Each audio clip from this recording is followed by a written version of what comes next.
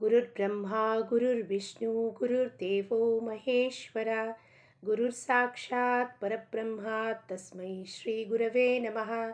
ಚಿದಂಬರ ನಮಸ್ತೇಸ್ತು ಚಿಂತಿತಾರ್ಥಪ್ರದಾಯಿನೇ ಔದುಂಬರ ಸದಾವಾಸ ಚಿದಂಬರ ನಮೋಸ್ತುತೆ.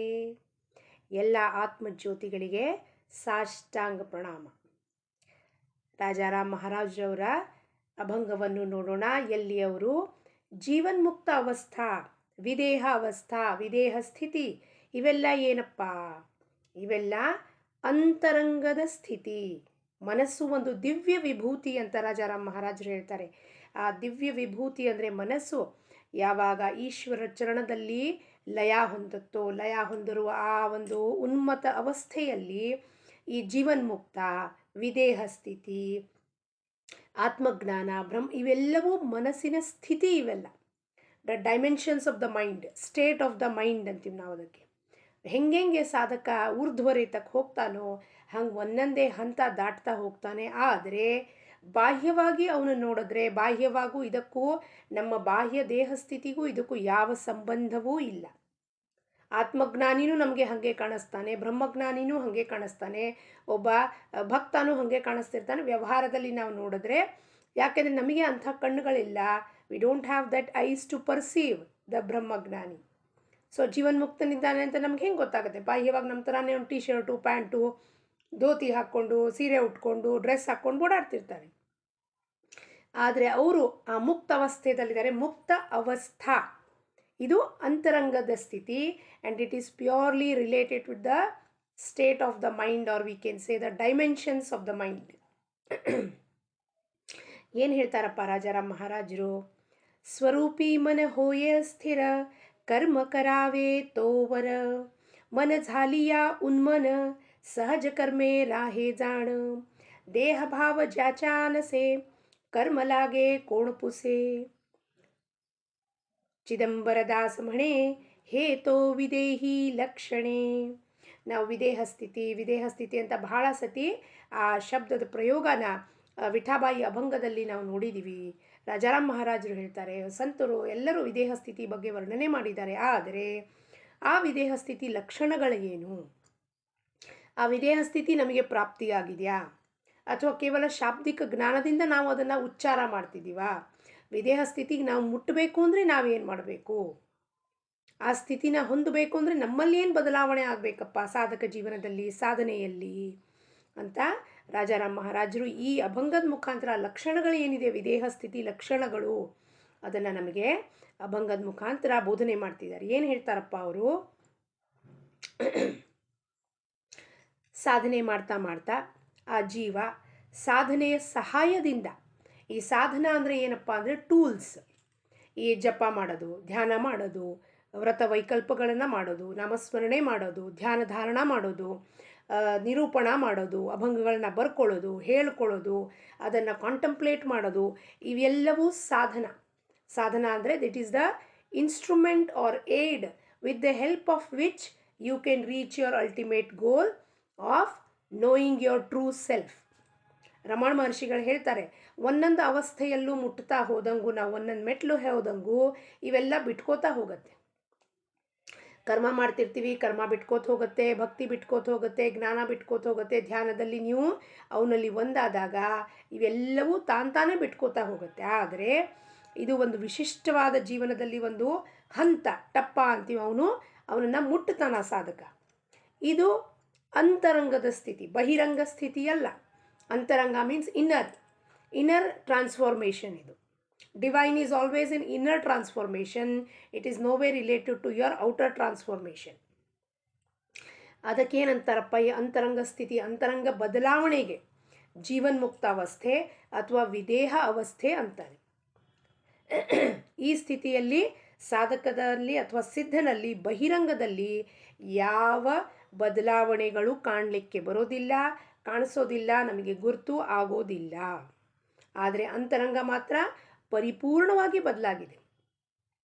ಎಲ್ಲಿವರೆಗೂ ದೇಹಭಾವ ಹೋಗೋದಿಲ್ವೋ, ಅಹಂಭಾವ ಹೋಗೋದಿಲ್ವೋ, ಮಮತ್ವ ಹೋಗೋದಿಲ್ವೋ, ಅಹಂಕಾರ ಹೋಗೋದಿಲ್ವೋ, ಅಲ್ಲಿ ತನಕ ಈ ಅವಸ್ಥೆ ಮುಟ್ಲಿಕ್ಕೆ ಸಾಧ್ಯತೆ ಇಲ್ಲ. ನಾವು ಕೇವಲ ಮೌನ ಮಾಡ್ತಿದ್ದೀವಿ, ಯಾರ ಜೊತೆಗೂ ಮಾತಾಡ್ತಿಲ್ಲ, ನಾನು ಅಂತರಂಗದಲ್ಲಿ ಬದಲಾವಣೆ ಆಗ್ತಿದೆ, ಇದು ಒಂದು ಭ್ರಮೆ ಆಗೋಗುತ್ತೆ ನಮಗೆ.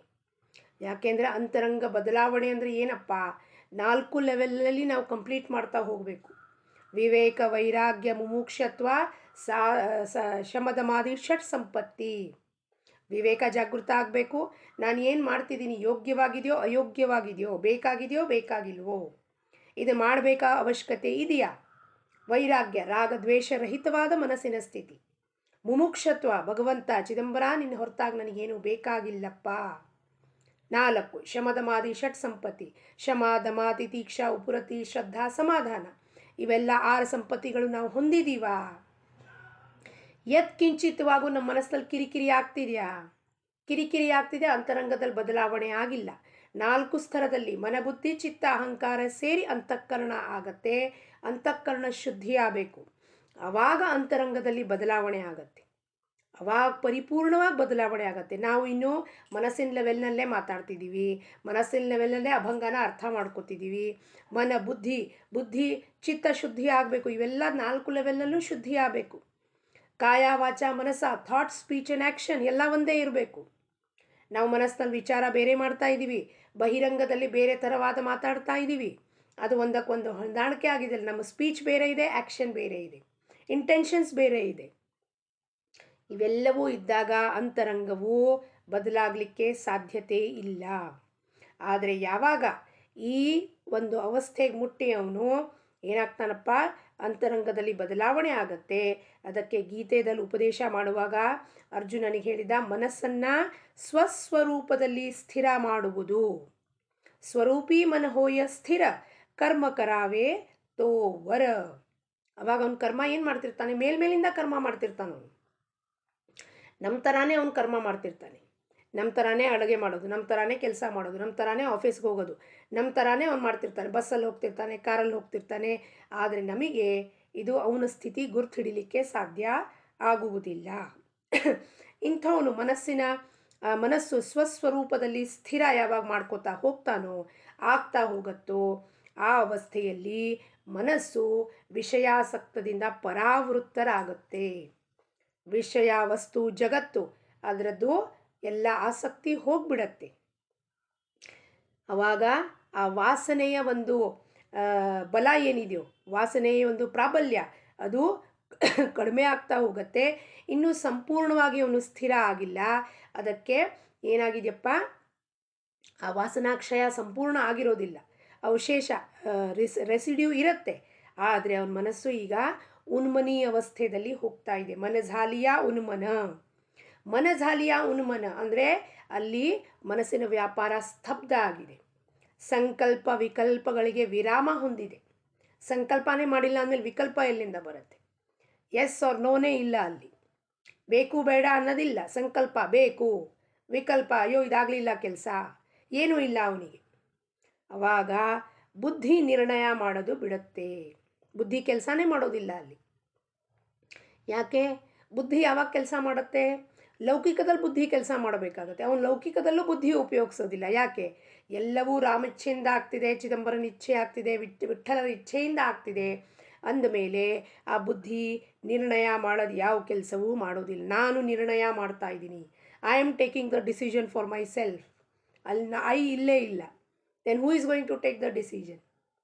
ಎಲ್ಲ ಚಿದಂಬರ ಕರ್ತ ಆದಮೇಲೆ ಮುಗಿದೋಯ್ತು ಕತೆ. ಅಲ್ಲಿ ನಾನು ಡಿಸಿಷನ್ ಮಾಡ್ತಾ ಇದ್ದೀನಿ ಅನ್ನೋದು ಉಳಿಯೋದಿಲ್ಲ. ಇಂಥ ಸ್ಥಿತಿಯಲ್ಲಿ ಕರ್ತೃತ್ವದ ಲೇಪ ಆಗಿ ಏನಾಗತ್ತಪ್ಪ, ಸಹಜವಾಗಿ ಕರ್ಮಗಳು ಆಗ್ತಾ ಹೋಗುತ್ತೆ. ಅವನೇನು ಮಾಡ್ತಾ ಇರೋದಿಲ್ಲ. ಆ ಸಾಧಕ ಆಗಲಿ, ಭಕ್ತ ಆಗಲಿ, ಸಿದ್ಧ ಆಗಲಿ, ಸಂತ ಆಗಲಿ, ಅವನೇನು ಕೆಲಸ ಮಾಡ್ತಿರೋದಿಲ್ಲ. ಕರ್ಮಗಳು ಸಹಜವಾಗಿ ನಡೀತಾ ಹೋಗ್ತಾ ಇರುತ್ತೆ. In the flow of the divine ಆ ಕರ್ಮ ಸಹಜವಾಗಿ ಅವನು ಏನು ಕೆಲಸ ಮಾಡ್ತಿರ್ತಾನೋ, ಮನೆ ಕೆಲಸದಿಂದ ಹಿಡಿದು ಹೊರಗಡೆ ಕೆಲಸದಿಂದ ಹಿಡಿದು ಮತ್ತು ಅವನು ಏನು ಕಲಿತಿದ್ದಾನೋ ಅಥವಾ ಬೋಧನೆ ಮಾಡ್ತೀನೋ ಅದರಲ್ಲಿ ಎಲ್ಲವೂ ಕರ್ಮಗಳು ಸಹಜ ರೀತಿಯಲ್ಲಿ ಆಗ್ತಿರುತ್ತೆ. ಯಾಕೆಂದರೆ ಮನಸ್ಸಿನ ವ್ಯಾಪಾರ ಇಲ್ಲ, ಬುದ್ಧಿ ವ್ಯಾಪಾರ ಇಲ್ಲ, ಕರ್ಮಗಳು ಸಹಜವಾಗಿ ನಡೆಯುತ್ತೆ. ದೇಹಭಾನ ಅಥವಾ ದೇಹಾಸಕ್ತಿ ಕ್ಷೀಣ ಆಗೋಗಿರುತ್ತೆ. ಕರ್ಮದ ಗತಿ ಎಲ್ಲಿದೆ? ಆವಾಗ ರಾಜಸಿಕ ಗುಣ ಇಲ್ಲ ಅಲ್ಲಿ ಅವನಲ್ಲಿ. ಅದರ ಫಲ ಏನು? ಯಾವಾಗ ಅದರಲ್ಲೇ ಇದೇನಪ್ಪ ಫಲ ಏನಿದೆ ಅಲ್ಲಿ? ಫಲ ಏನೂ ಇಲ್ಲ. ಗತಿ ಏನಿದೆ? ಗತಿ ಏನೂ ಇಲ್ಲ. ಎಲ್ಲ ಸ್ತಬ್ಧ ಆಗೋಗಿರುತ್ತೆ. ಇಂದ್ರಿಯಗಳ ವ್ಯಾಪಾರ ಇಲ್ಲ, ಮನಸ್ಸಿನ ವ್ಯಾಪಾರ ಇಲ್ಲ, ಅಂಥ ಒಂದು ಉನ್ಮನಿ ಸ್ಥಿತಿ. ಅವನು ಮಾಡಿದ ಕರ್ಮದ ಬಗ್ಗೆನೂ ಚಿಂತನೆ ಇಲ್ಲ. ಓ, ಈ ಕೆಲಸ ನಾನು ಮಾಡ್ಕೊಂಬಂದೆ, ನಾನು ಅಲ್ಲಿ ಹೋಗಿ ಅಲ್ಲೇನೋ ರಿಬ್ಬನ್ ಕಟ್ ಮಾಡಿ ಬಂದೆ, ಇಲ್ಲಿ ಹೋಗಿ ಯಾರೋ 4 ಜನಕ್ಕೆ 1000 ಜನಕ್ಕೆ ನಿರೂಪಣೆ ಮಾಡಿ ಬಂದೆ, ಇಲ್ಲಿ ಹೋಗಿ ಬೋಧನೆ ಮಾಡಿ ಬಂದೆ, ಇಲ್ಲಿ ಹೋಗಿದ್ದಕ್ಕೆ ಅವ್ರಿಗೇನೋ ಒಳ್ಳೆಯದಾಯಿತು, ಅವ್ರಿಗೇನೋ ಸೊಲ್ಯೂಷನ್, ಇಂಥದ್ದು ಯಾವ ಥರವಾದ ವಿಚಾರವೇ ಇರೋದಿಲ್ಲ. ಯಾಕೆಂದರೆ ಸಹಜ ಕರ್ಮ ಆಗ್ತಿದೆ ಅಂದರೆ ಭಗವಂತನ ಅನುಗ್ರಹ ಮಾತ್ರದಿಂದ ಈ ಕೆಲಸಗಳು ಆಗ್ತಾ ಇದೆ ಅನ್ನೋದು ಅರಿವು ಆ ಸಿದ್ಧನಿಗೆ, ಸಾಧಕನಿಗೆ ಆಗೋಗಿರುತ್ತೆ. ಕೇವಲ ಆ ನನ್ನ ಪರಮಾತ್ಮನಿಗೆ ಈ ಕೆಲಸಗಳೆಲ್ಲ ಪ್ರೀತಿ, ಅವನಿಚ್ಛಾ ಮಾತ್ರದಿಂದ ಈ ದೇಹ ಕೆಲಸ ಮಾಡ್ತಾ ಇದೆ, ಅವನಿಚ್ಛಾ ಮಾತ್ರದಿಂದ, ಸತ್ತ ಮಾತ್ರದಿಂದ ಎಲ್ಲವೂ ನಡೀತಾ ಇದೆ ಅನ್ನೋದನ್ನು ಅಪೇಕ್ಷೆಯಿಂದಾನೇ ಕೇವಲ ಆ ಸಾಧಕ ಆ ಕರ್ಮವನ್ನು ಮಾಡ್ತಿದ್ದಾರೆ. ಯಾರಿಗೆ ಇಚ್ಛಾ ಇದೆ? ಇದು ನನ್ನ ಚಿದಂಬರನಿಗೆ ಇಷ್ಟ. ಅದಕ್ಕೆ ರಾಜಾರಾಮ್ ಮಹಾರಾಜರು ಏನು ಮಾಡಿದ್ರು? ನನ್ನ ಚಿದಂಬರನಿಗೆ ಏನು ಇಷ್ಟ ಇದೆಯೋ, ನನ್ನ ಸ್ವಾಮಿಗೆ ಏನು ಇಷ್ಟ ಇದೆಯೋ ಅದನ್ನೇ ನಾನು ಮಾಡಬೇಕು. ಹೋಗಪ್ಪ, ಎಲ್ಲರಿಗೂ ಪ್ರಚಾರ ಮಾಡು. ಏನು ಮಾಡಿದ್ರು? ತಲೆ ಮೇಲೊಂದು ಪಾದುಕ ಕಟ್ಕೊಂಡ್ರು, ಕೊರಳಲ್ಲೊಂದು ಪಾದುಕ ಹಾಕ್ಕೊಂಡ್ರು, ವೀಣಾ ಹಿಡ್ಕೊಂಡ್ರು. ನಾಮೋರ್ ಮೇ ವೀಣಾ ಕರ್ಮೆ ಫಿರ್ತೆ ರಾಜಾರಾಮ್, ಜಗ್ ಮೇ ಫಿರ್ತೆ ರಾಜಾರಾಮ್. ನಾವು ಮಾಡ್ಲಿಕ್ಕಾಗತ್ತಾ ಹಾಗೆ?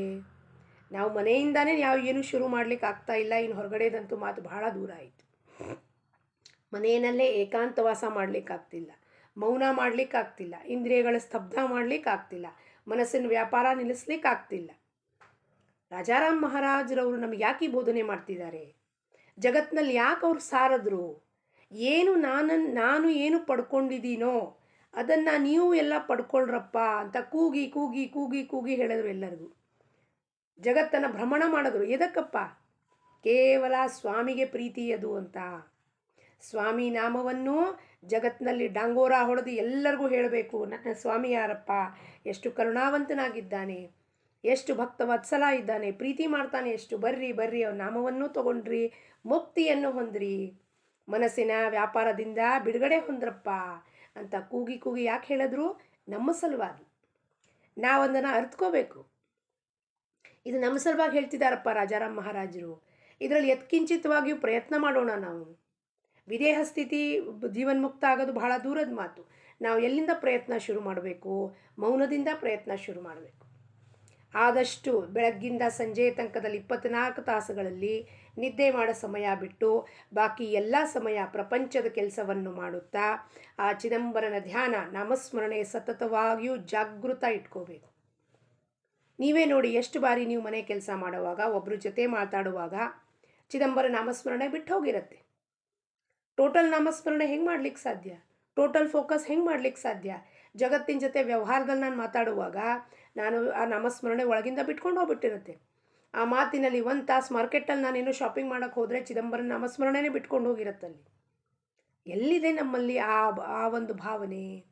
ಅದು ಮಾಡಲಿಕ್ಕೆ ನಾವು ಫಸ್ಟು ಮೌನ ಸಾಧಿಸಬೇಕು.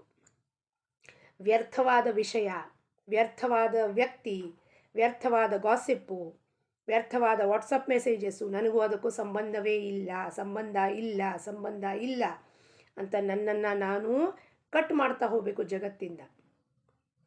ಆವಾಗ ನಾನು ಏಕಾಂತದಲ್ಲಿ ವಿಠಾಬಾಯಿ ಹೇಳೋದು, ಏಕಾಂತದಲ್ಲಿ ನಾಮಸ್ಮರಣೆ ಮಾಡಿ. ನಾವೆಲ್ಲ ಏಕಾಂತದಲ್ಲಿ ಮಾಡ್ತಿದ್ದೀವಿ?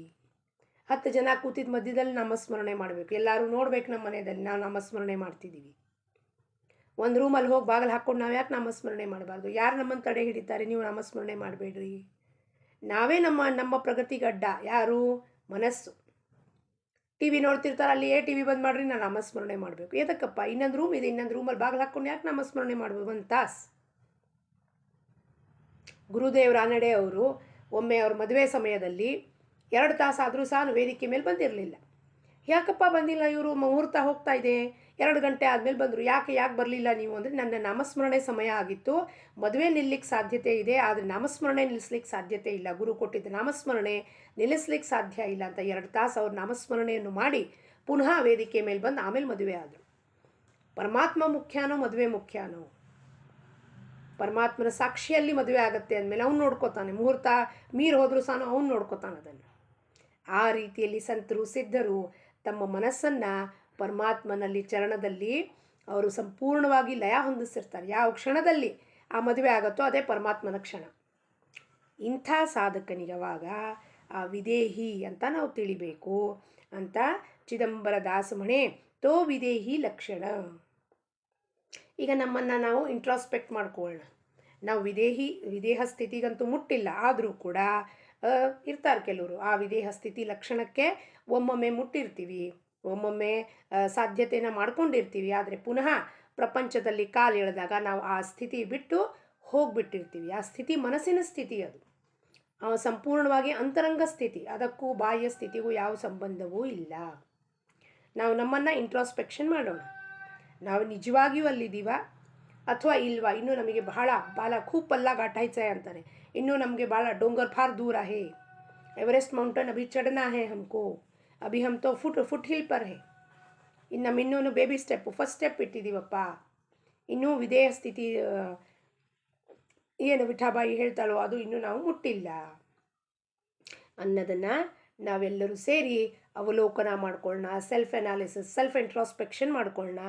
ನಾವು ಯಾವ ಸ್ಥಿತಿದಲ್ಲಿದ್ದೀವಿ, ನಾವು ಯಾವ ಮೆಟ್ಲಲ್ಲಿದ್ದೀವಿ, ಎಲ್ಲಿ ತನಕ ನಾವು ಹತ್ತಬೇಕು, ಎವರೆಸ್ಟ್ ಚೋಟಿನ ನಾವು ಗಾಠಾಯಿಸಬೇಕು ಪಲ್ಲಾನ, ಅದು ನಮ್ಮ ಧ್ಯೇಯ ಇಟ್ಕೊಂಡು ಆ ಚಿದಂಬರ ನಾಮಸ್ಮರಣೆಯಲ್ಲಿ ನಮ್ಮನ್ನು ನಾವು ಎಲ್ಲರೂ ಸೇರಿ ತೊಡಗಿಸಿ ಇದೇ ಜನ್ಮವನ್ನು ಸಾರ್ಥಕ ಮಾಡಿಕೊಳ್ಳೋಣ ಅಂತ ಹೇಳುತ್ತಾ ಲೋಕಾಹ ಸಮಸ್ತ ಸುಖಿನೋ ಭವಂತು. ಜೈ ಚಿದಂಬರ.